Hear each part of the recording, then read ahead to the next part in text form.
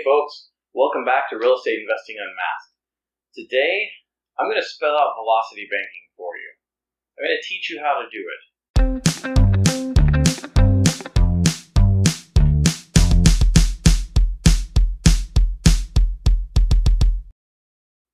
Now, I'm not a huge fan of velocity banking.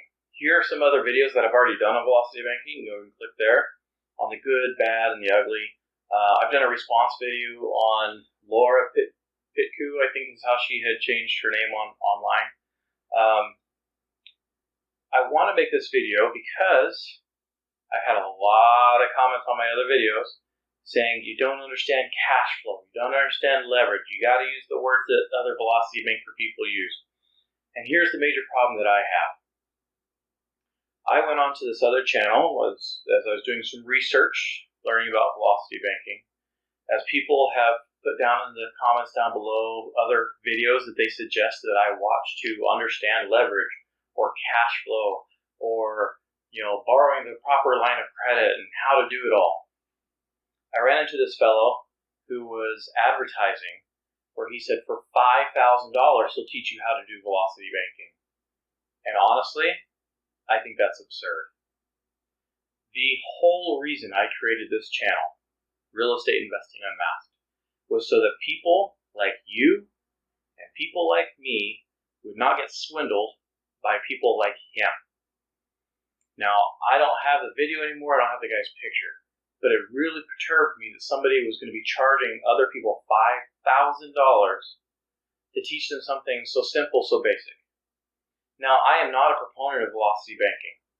However, if it's something that you want to do, if you have researched other channels and you've looked at velocity banking and you're like, I'm sold, I think velocity banking is the way I want to go, but I don't know exactly how to go about doing it, that's kind of what I'm doing this video for.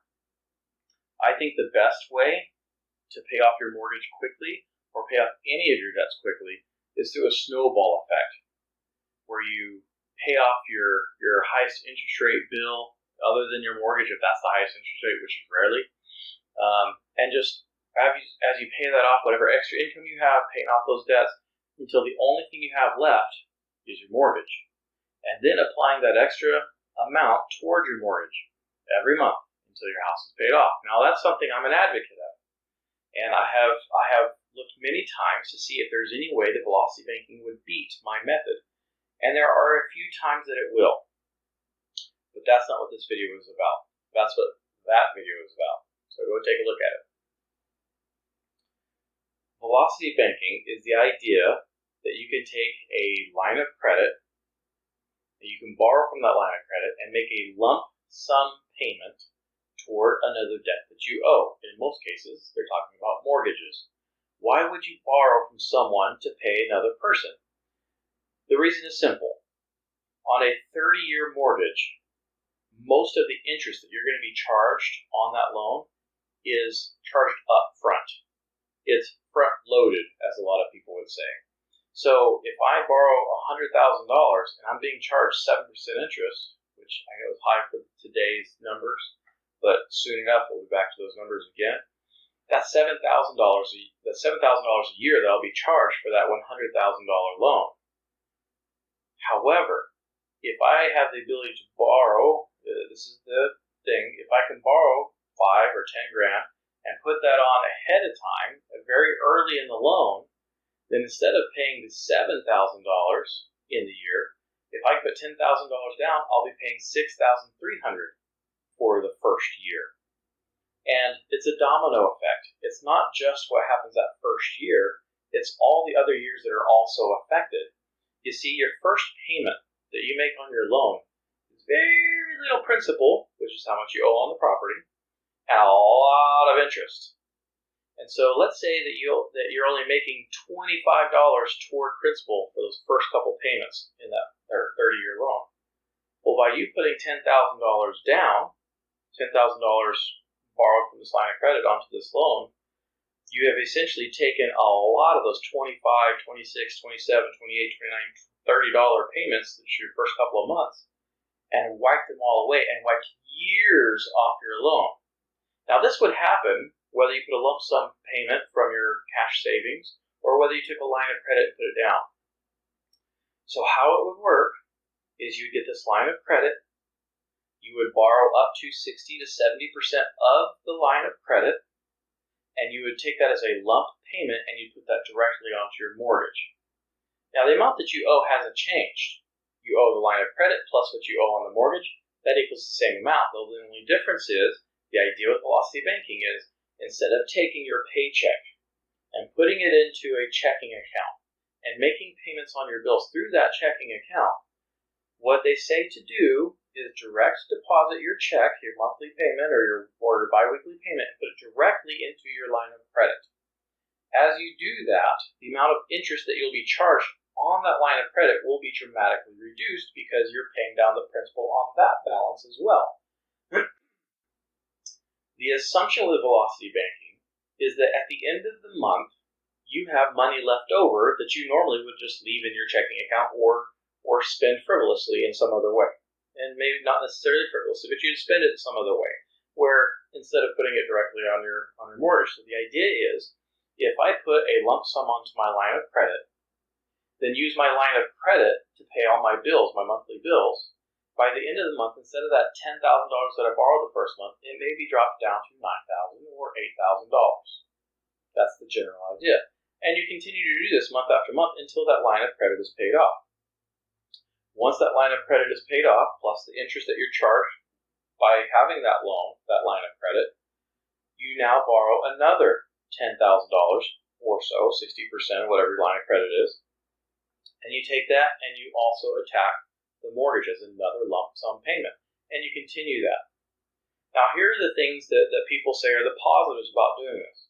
One, you build credit, which is absolutely true. If you're making large payments onto this line of credit, that means you're paying on time, you're paying more than the minimum balance, you're able to show that you have a balance that is less than 50% the majority of the time of what you borrowed, and that also allows the person who's giving you the line of credit to raise the line of credit that you have. So if you were able to borrow $15,000 and you're taking $10,000 every 6 months or 7 months, and you're paying that onto your mortgage, the idea is that over time, the person who's giving you the line of credit will say, hey, let's bump that up to $20,000.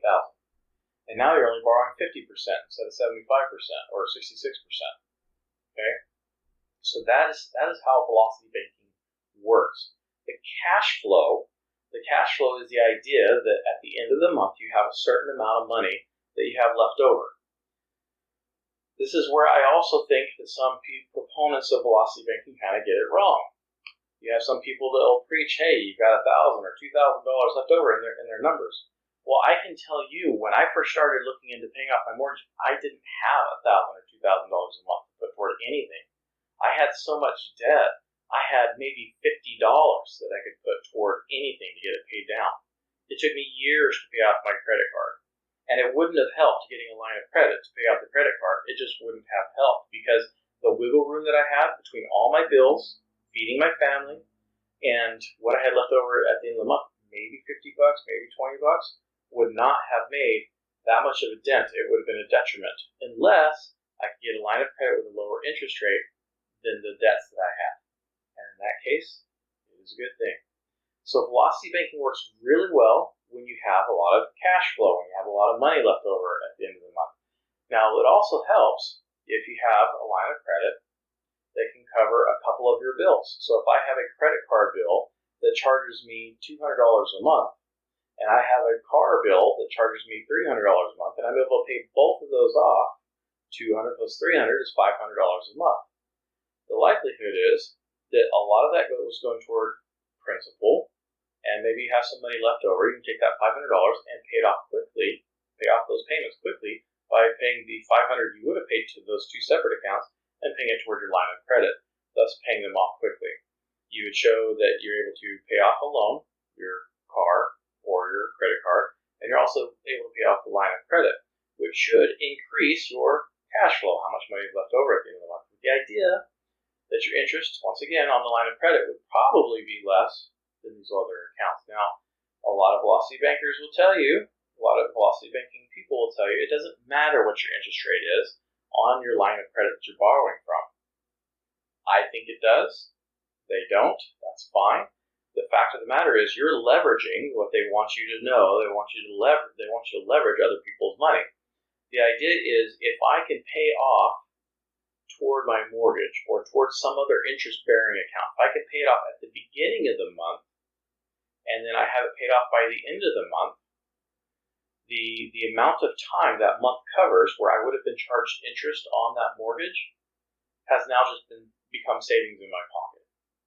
That's the idea of leveraging somebody else's money. So instead of my method, which is just making extra payments on your mortgage as you get paid, their method is pay at the beginning of the month, and then when you get paid, pay off that part that you borrowed. And with the idea also that if you pay it off before your next billing period, it could be that you're charged zero interest, depending on what kind of agreement you have with your credit card or line of credit. So the basic idea, I'll just run through it really fast now because I've given you all the breakdown. You get a line of credit, and you borrow from your line of credit enough that you can have it paid off within 6 or 7 months, but it's no higher than 60 to 70% of the credit line, and you take the money from that line of credit and you tackle your debt. And as you do that, then you're going to take your payments, your monthly payment, you're going to put it directly onto your line of credit, and you're going to pay all your bills through your line of credit. I hope that you now understand the process. That is generally it. There's not a whole lot more to it than that. So let me give you my cautions on this. What I really don't like about velocity banking is it teaches you to borrow to get out of debt. And that doesn't make sense psychologically. It also teaches you that it's okay to borrow money, which, in my opinion, that's also not okay. In the whole scheme of things, borrowing money is not a great thing. The ability to borrow money to buy a house is a phenomenal thing. It's great. It is a wonderful thing that we have the ability to do that. But let me tell you what happens when you're able to borrow money and make monthly payments. I was just having a discussion with a friend the other day about Disneyland. Disneyland's prices have skyrocketed in the last decade or two. And one of the reasons why they've been able to accomplish this is because they've gone from where you had to pay your season pass all in full, in one full payment, to now you can make monthly payments, which made it very affordable to people. Because instead of paying $150 for a year or $200 for a year, they went to, well, if it's $240 for a year, well, let's just break that up into equal payments of $20 a month. Well, just as I had mentioned, back when I was having trouble trying to get out of debt and I'd just been foreclosed on some properties, I only had about $50 left over at the end of the month, if that. A pass that's $240, I could not afford. But a pass where I pay $20 a month, I can afford that. So the idea is now you just made this Disneyland park affordable for all these people that couldn't afford it before. So what happens? The sales blow up. They get too many people in the park. The only way to lower that is to raise the price. They raised the season pass price, and nothing really happened. Why? Because as they went from $240 to $360 to $480 to $600, really what they're doing is not really having people pay the whole amount all in one lump sum. They're changing the monthly payment. So it's $360, that's $30 a month. $480, that's $40 a month. $600, that's $50 a month. And people like I would say, hey, $50 a month, that's more expensive than it was before, but I can still afford $50 a month. So really, the same thing has happened with housing, with vehicles, and the same thing is happening with things like season passes. Cars used to be an expense where you go out there and you buy the car outright and you'd be okay. But now people buy the payment. They don't buy the car, the lump sum, they buy the payment.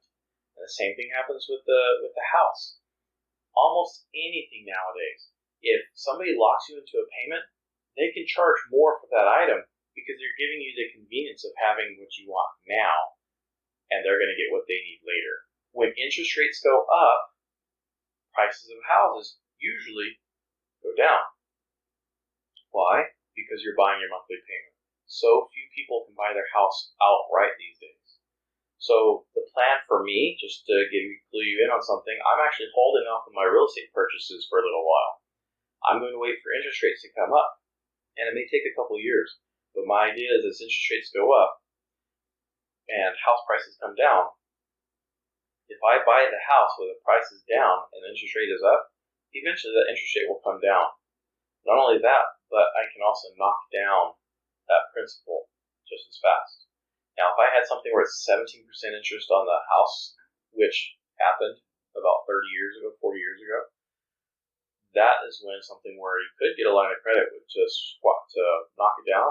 Maybe that'd be great if you get the line of credit lower. That's also where you refinance. That's also where you scrape pennies together and you throw it down. If interest rates are that high, that means inflation's probably pretty high, which one of the great things about real estate is you lock in your price when you get your loan. So all this to say, I hope that if velocity banking is what you want to do, I hope that you now know how to do it and won't get swindled into having somebody do a $5,000 plan for you to learn how to do it. Because in my opinion, that's ridiculous. So if you have any questions, please ask below. Please be cordial. But I'm here to help you. Give me one thumbs up if you like me. Click on the down twice if you didn't like me. And please subscribe. Until next time, guys. Thanks for watching.